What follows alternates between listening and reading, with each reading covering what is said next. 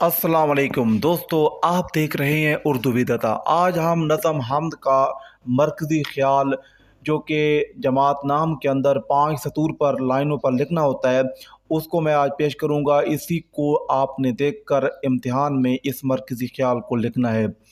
نظم کا مرکزی خیال نظم کا نچوڑ ہوتا ہے جس کی بنیاد پر کوئی نظم، حمد یا نعت، کوئی بھی نظم ہو وہ لکھی جاتی ہے۔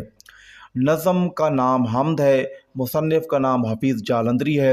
اب اس کا مرکزی خیال جو کہ 5 سطور پر مشتمل ہے اس کو دیکھ لیتے ہیں۔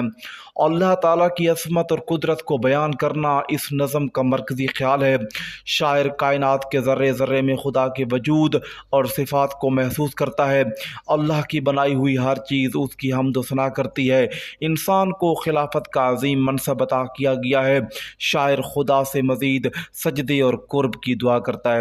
اگر آپ کو یہ مرکزی خیال پسند آیا ہے تو لازمی میری اس ویڈیو کو لائک اور شیئر کریں اور کمنٹ سیکشن میں لازمی اپنی رائے کا اظہار کریں۔